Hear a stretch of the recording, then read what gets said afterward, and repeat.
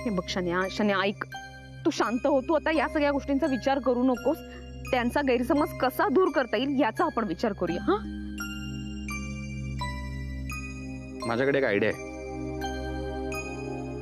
काय आयडिया? पण त्यात थोडी रिस्क आहे. रिस्क आहे? मग नको नको. हा मग हे राधा, हे बघ, रिस्क तर घ्यावीच लागणार आहे, त्याशिवाय पर्याय नाही आपल्याकडे. आणि तसंही त्यांनी जर ठरवलंच आहे हिला काढूनच टाकायचं तर आपल्याला. ओके यार, चांगलं बोल ना, काय काढून टाकायचं ठरवलंय? उद्या मी त्या अतरंगी रेडिओच्या ऑफिसला जाऊन काहीही सांगितलं ना तरी ते किती समजून घेतील याची मला जरा शंकाच आहे. आणि मला हेही माहिती आहे की शनायाची बिंदूर आणि ही ओळख शनाया आणि मी ह्याच्या पलीकडे कोणाला कळू द्यायची नाही. तरी सुद्धा मला असं वाटतं की तू स्वतः उद्या शनाया बरोबर रेडिओच्या ऑफिसला जावंस. मी जाऊन काय करू? काही नाही, त्यांना शनायाची बाजू समजावून सांग. हो पण म्हणजे काय सांगायचं त्यांना? असं काय करतेस राधा? हे बघ, शनायाबद्दल जो काही गैरसमज तयार झालाय तो राधिका मसालेमुळेच झालाय. राधिका मसालेची जबाबदारी आहे त्याच्यामुळे झालाय ना. जेव्हा स्वतः राधिका येऊन त्यांना हे सांगेल की मी ऍडजस्ट करायला तयार आहे तेव्हाच ते विश्वास ठेवणार आहेत. अरे पण हे सगळं मी त्यांना सांगायचं म्हणजे? हे बघ राधा, तुलाच बोलावं लागेल आणि मला खात्री आहे तू जबाबदारीने हे बोलशील. उलट आम्हाला दोघांना जे सुचणार नाही ते कदाचित तुला सुचू शकेल. बरं ठीक आहे, तू सांगतोयस म्हणून मी जाईन. तूच जा. बघू ना बिंदू राणीला तुझ्यापासून कोण वेगळं करतं ते.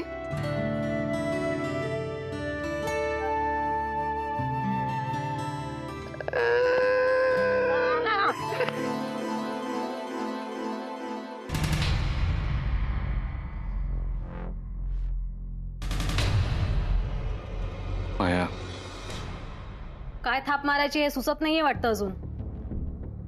आतापर्यंतचा रेकॉर्ड बघता एव्हाना तुला सुचलं पाहिजे होतं काहीतरी चांगलं. बोल, आणि आता यापुढे जे काही बोलशील ना ते असंच बोल ज्याने मी कन्व्हिन्स झाले पाहिजे.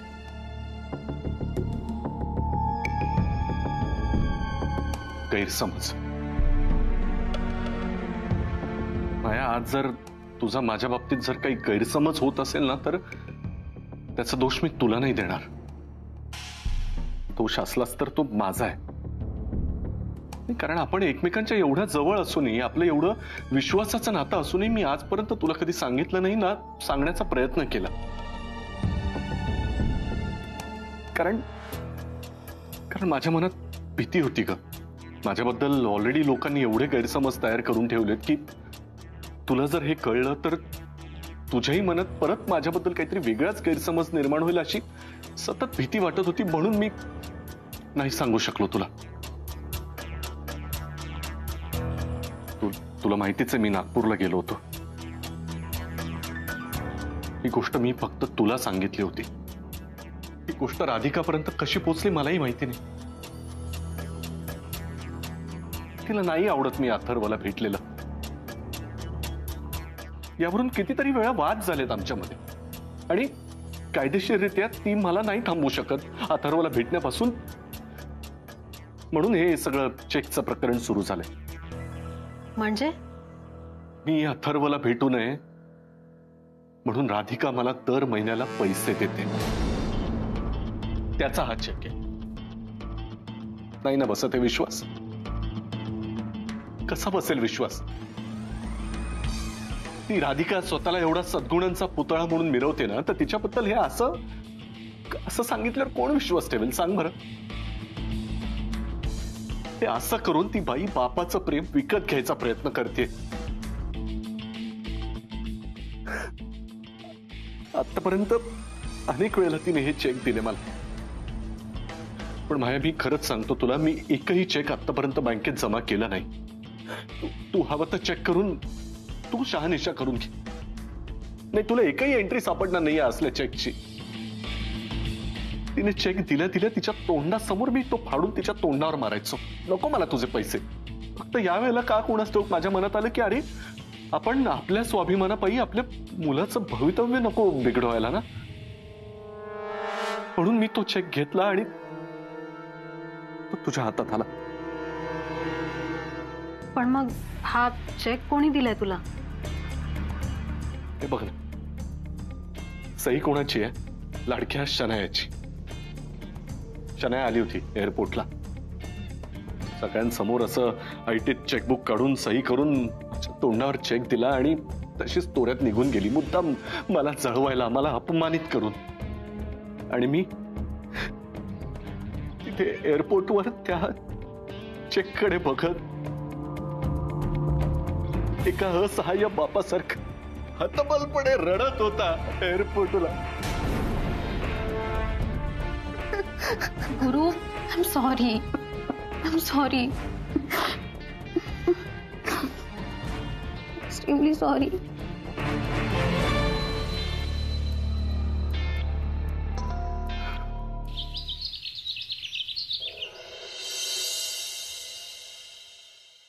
ऐक ऐक हे बघ, ऐक ना सौमित्र, अरे तुला कळत नाही, उठ ना सौमित्र, ऐक ना माझ्याकडे बघ ना सौमित्र, मी तुला काहीतरी राधा सांगते. मी बेशुद्ध नाही, मी झोपेत आहे. हे काय आहे? नाही तसं नाही, तू बघत नाहीये माझ्याकडे, मला कळत नाही. मी ऐकतोय यार, बोल ना. ऐक ना, जेनी उठायच्या आत मला निघायला हवं, मी आता निघतीये.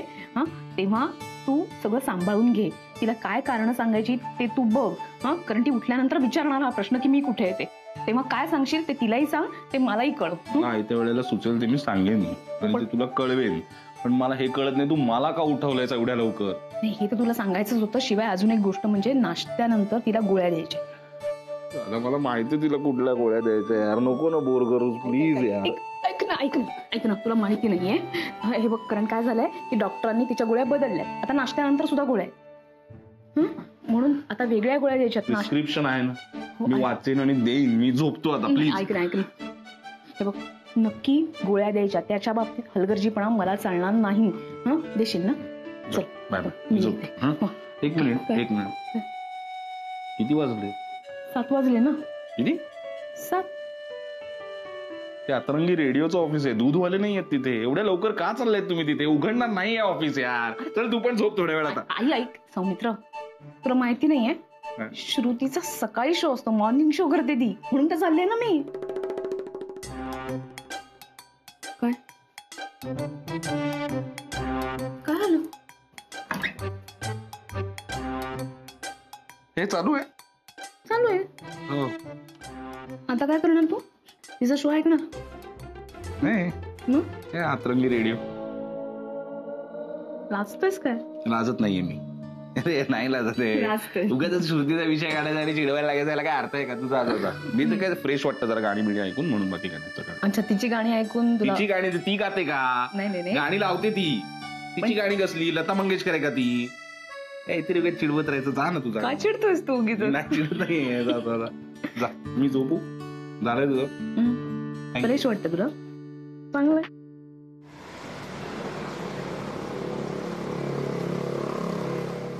मला आंघोळ करून फ्रेश वाटतं. हॅलो हॅलो शन्या, पहिल्या रिंग मध्ये फोन उचलला म्हणजे तू तयार आहेस? अगं आवरलंय काय? मी तुझ्या बिल्डिंग खाली येऊन उभे आहे. काय? अगं खरंच. शन्या, हे बाई इतकी सुधारू नकोस तू, माझा विश्वास बसणार नाही. तर तुम्ही दोघं एवढं करताय माझ्यासाठी म्हटलं, निदान वेळेत तर येऊ शकते ना. मी ये ना लवकर. हो आवरलंय, मी इनफॅक्ट खालीच येत होते. बरं ऐक ना राज, काय? आपण कन्व्हिन्स केल्यावर ऐकतील ना ग ते? हो, हे बघ तू अजिबात काळजी करू नकोस. हे बघ मी खाली येते, मग आपण शांतपणे बोलूया. ओके ओके, चल बाय.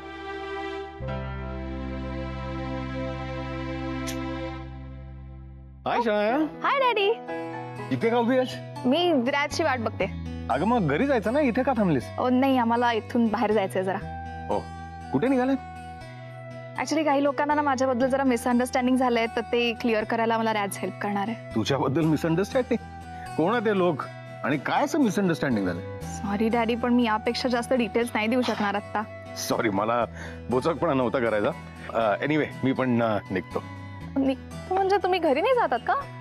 हे बघ, मी आलो तो राधिकाच्या हातचं काहीतरी छान खायला मिळेल म्हणून, पण आता तू म्हणतेस की तुम्ही बाहेर चाललाय, तर मग ती नाही तर मी काय करणार वर जाऊन, नाही का? डॅडी एक विचारू का? ऑफकोर्स. तुम्ही फक्त राजच्या हातचं खायला आला होता की सौमित्र आणि तुमच्यातलं मिसअंडरस्टँडिंग दूर करायला पण?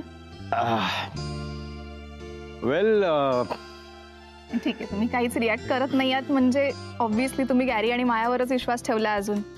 डॅडी प्लीज आता बस ना, जाऊ दे ना. आता इथपर्यंत आलाच आहात तर मग भेटा ना सौमित्राला. घरी जा, त्याला छान जवळ घ्या, त्यालाही बरं वाटेल हो. अरे बाबा, तुम्ही कसे काय इथे? अगं नेहमीप्रमाणे तुझ्या हातचं काहीतरी छान खायला मिळेल म्हणून आलो होतो. पण आता ही म्हणाली की तुम्ही बाहेर निघालायत, सो बाबा मग आधी सांगायचं ना, मी तुमच्यासाठी काहीतरी करून ठेवलं असतं. अगं नाही, ऍक्च्युली ते तुझ्या हातचं खायला नाही आलेत अगं. मग? ते सौमित्रला भेटायला आलेत. बाबा खरंच? टू बी ऑनेस्ट अगदी खरं आहे. तुम्ही दोघी जसं आज कोणाचा तरी गैरसमज दूर करायला चाललाय, तसंच मी आमच्यातला गैरसमज दूर करायला आलो होतो. थँक्यू बाबा. थँक्स म्हणायचं असेल तर हिला म्हण.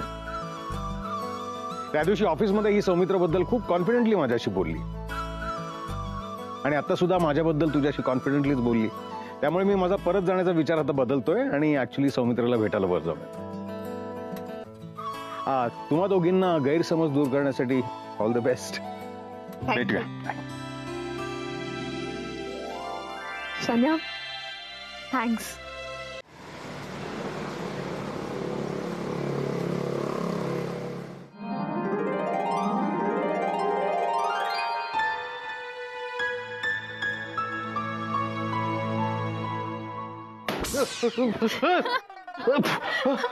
अरे माया काय प्रकार आहे? एक मिनिट, हा बालिशपणा वाटतो तुला? हे माझं प्रेम आहे तुझ्यासाठी. ओके, माया वेडेपण आहे. हे काय असं उठवतात का कुणाला? हे वेडेपणा वगैरे काही नाहीये. ऍक्च्युली आता तर शहाणपणा सुचलाय मला. म्हणजे हा, तुला असं वाटत असेल की काय मी तर फक्त फुगाच फोडलाय नाही का, but let me tell you की it has got a deep meaning behind it. तू ना त्यातला अर्थ समजून घ्यायला ट्राय कर प्लीज. कसलं डोंबलाचं मिनिंग याच्या मागे? तो फक्त एक फुगा नव्हता, म्हणजे इट सिम्बलायझेस आपला जो काही गैरसमज झाला होता ना काल, सो तो फुगा म्हणजे तो गैरसमज, आणि मीच तो मोठा केला होता, राईट? सो तो मी आज फोडून टाकला. That's it. Let me complete. आणि ही जी स्पार्कल आहे ना, चमकी, इट सिम्बलायझेस आवर लव्ह. हे माझं प्रेम आहे तुझ्यासाठी. यातून मला हेच सांगायचंय की मला असंच भरभरून प्रेम करत राहायचंय तुझ्यावर. आणि या एक्झॅक्टली दिस स्माइल, या स्माइल साठी आय लव्ह यू.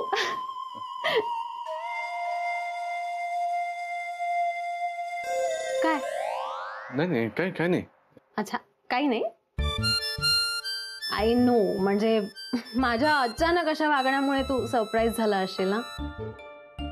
ऑफकोर्स, म्हणजे तुझी चूक नाहीये यामध्ये. इट्स बिट नॅचरल, कारण याआधी असं वागताना तू मला कधी बघितलंच नसशील ना. So this is just a part of my personality, you can say. हो माया, पण तू एका कंपनीची सीईओ आहेस, तर तू एक्झॅक्टली तेच तर सांगते मी तुला.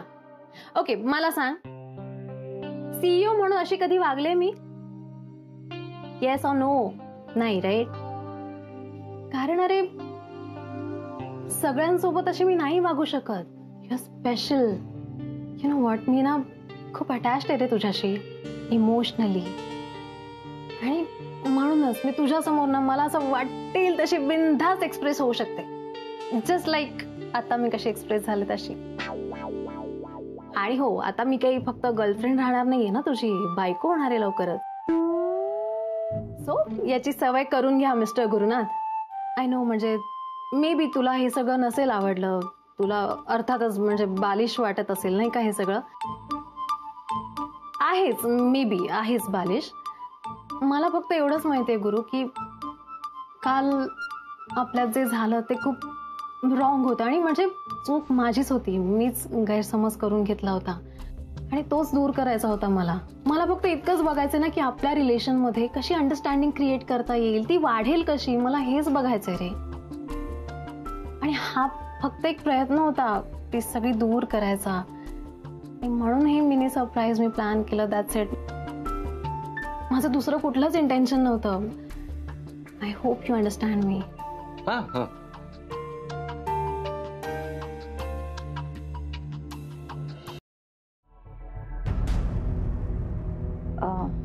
तुम्ही आलात आणि नेमक्या मॅम बाहेर गेल्या. मला माहित नाही कुठे गेल्या, बट मी त्यांना कॉल करून सांगू का तुम्ही आल्याचं? नाही, मला राधिका आणि शनाया भेटल्या खाली. कुणाचं तरी गैरसमज दूर करायचं वगैरे असं काहीतरी म्हणत होत्या. अच्छा, नाही, मला काहीच माहित नाही. हा. माहिती नाही असंही काय आहे? सौमित्र, हाय डॅड. राधिका मॅम. ती आईंकडे गेली आहे गुलमोहरला. हा तेच ते. काय गैरसमज झालाय आईंचा? कुठे काय गैरसमज झालाय? कोणी सांगितलं तुला? नाही, एक मिनिट. मला मगाशी राधिका खाली भेटली, त्याच्याबद्दल मी हिला सांगितलं म्हणून हिचं जरा कन्फ्युजन झालंय. हा. नाही पण ठीक आहे ना डॅड, म्हणजे जेनीचं कन्फ्युजन काय कधीही दूर करता येईल, पण काही माणसांचं कन्फ्युजन आपण असं काय दूर करायचं काही कळत नाही. एनिवे, मला माहितीये तू राधालाच भेटायला आलायस, पण नेमकी ती घरात नाही. हे तुझ्या मनातलं माझ्याबद्दलचं कन्फ्युजन आहे.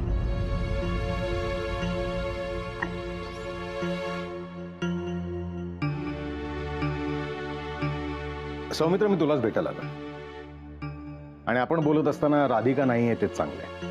सिरियसली तू फक्त मला भेटायला आलायस? हो. आज अनेक दिवस माझ्या डोक्यांमध्ये विचारांचं थैमान चालू आहे. अनेक प्रश्न मी स्वतःला विचारतोय. खूप कन्फ्युजन झालं माझ्या डोक्यामध्ये. एकीकडे माझे प्रोफेशनल एथिक्स, एकीकडे माझ्या पोटचा मुलगा. मला काही सुचत नव्हतं. आणि मग अचानकपणे तुझी मैत्रीण शनाया त्या दिवशी आपल्या ऑफिसमध्ये मला भेटली. माया खोटं बोलते तुमच्याशी आणि ते फोटोजही खोटे होते. कशावरून? सर, तुम्हीच विचार करा ना, कदाचित मुद्दाम कोणीतरी त्याला भांग पाजली असणार आहे. आणि हे सगळं मायासोबतच कसं काय घडलं? सर, तुम्ही नेहमी सगळ्या पर्स्पेक्टिव्हने विचार करता. मग एखाद्याला आधीच गिल्टी ठरवून त्याच्या पर्स्पेक्टिव्हने विचारच नाही केला तर कसं चालेल सर? एकदा शांतपणे त्याचे डॅड म्हणून त्याचा विचार करा. शनायाचं बोलणं ऐकल्यापासून माझ्या डोक्यामध्ये हा विचार येतोय की मी बहुतेक तुझ्या बाबतीत काहीतरी गैरसमज करून घेतलाय. म्हणजे मला असं म्हणायचं नाहीये की तू पूर्णपणे निर्दोष आहेस किंवा माया खरं बोलते का खोटं बोलते हेही माझं अजून ठरत नाहीये. माया खोटंच बोलत असेल तर ती खोटं का बोलतेय याचा मी शोध लावणारच. आणि ती खोटी निघालीच तर मग तिचं काय करायचंय ते मी व्यवस्थितपणे करेन. पण जर का माया खोटी निघाली ना तर मला जेवढं आश्चर्य वाटेल ना सौमित्र, तेवढंच आश्चर्य मला आता वाटतंय तुझ्याकडे बघून. म्हणजे इतकं सगळं घडल्यानंतरही तू शांत कसा आहेस? जर तू निर्दोष आहेस तर मग ते तू सिद्ध करण्याचा प्रयत्न कसा नाही केलास? इतके दिवस झाले तू मला भेटायला आला नाहीस, आईला भेटायला आला नाहीस का?